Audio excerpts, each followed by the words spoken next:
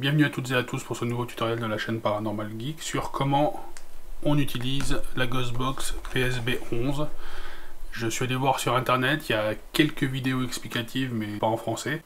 Donc c'est pour ça qu'aujourd'hui je décide de vous faire cette petite vidéo très rapide. Donc la Ghostbox PSB11, qu'est-ce que la Ghostbox? C'est un outil de TCI, la transcommunication instrumentale.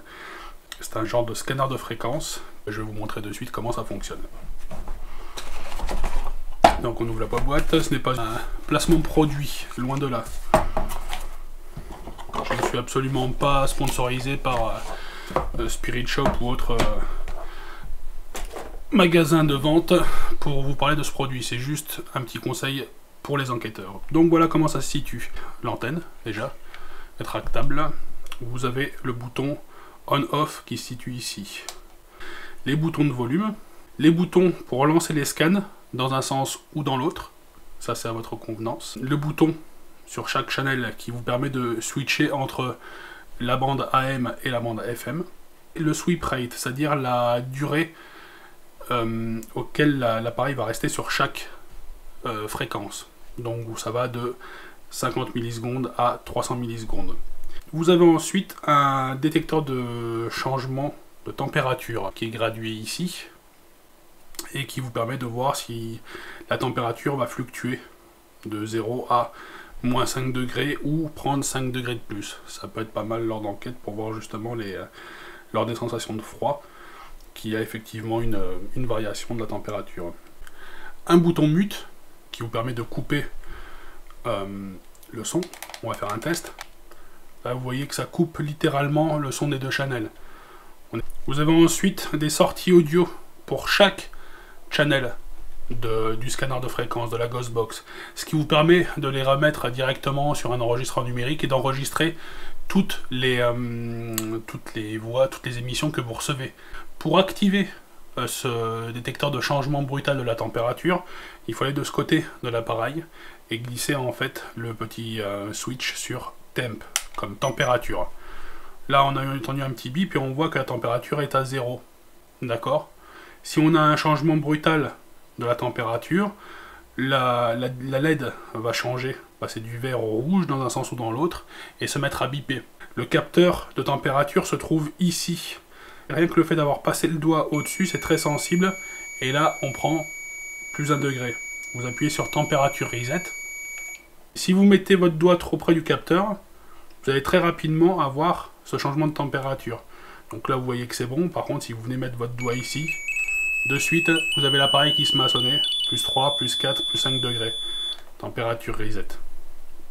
Vous avez aussi une petite lampe à lumière rouge. Vous voyez là, ça vient de redescendre, on va couper directement, hop.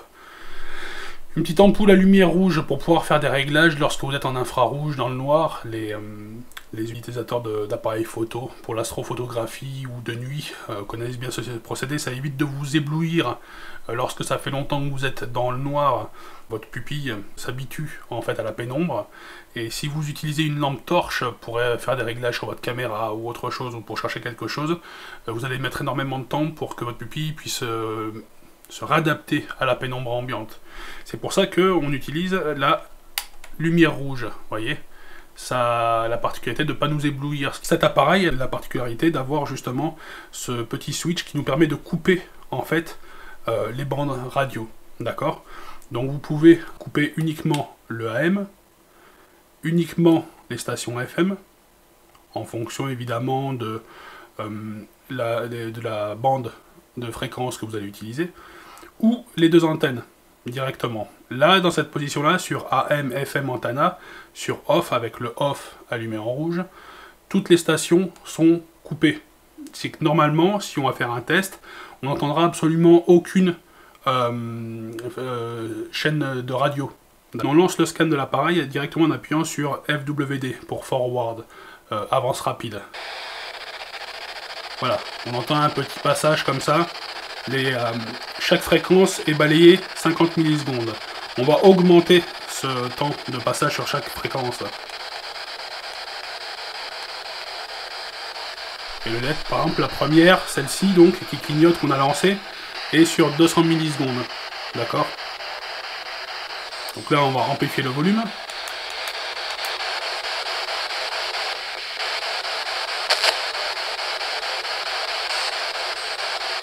Et là, vous voyez qu'on ne reçoit pas la radio.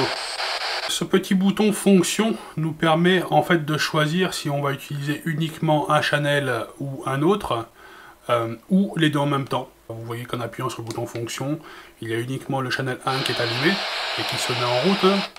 Si on rappuie dessus, ça va être le channel 2 qui va être en route et se lancer lui aussi. On rappuie une troisième fois, vous allez avoir les deux channels qui seront en cours. Le 1, le 2, les deux. Tout simplement. Et bien voilà, c'est tout pour cette petite vidéo sur comment fonctionne la Ghostbox PSB11. J'espère que ça vous aura plu. N'hésitez pas à me mettre un pouce, ça me permet d'augmenter mon référencement, à vous abonner à ma chaîne si jamais mes vidéos vous intéressent. Je remercie tous ceux qui me suivent, je remercie aussi beaucoup ma communauté par rapport au tutoriel que j'ai laissé pendant assez longtemps maintenant, qui est assez importante dans toutes mes vidéos. Donc voilà, merci à vous de me suivre, franchement ça fait vraiment plaisir, et n'hésitez pas à mettre des commentaires, à partager, à me demander d'autres tutoriels si vous avez des idées, bien sûr des choses qui ne soient pas trop difficiles. Je ne suis pas non plus un génie dans la matière, mais voilà, n'hésitez pas à demander, n'hésitez pas à commenter, n'hésitez pas à vous manifester, ça fait énormément de plaisir. Je vous souhaite une bonne journée, à bientôt.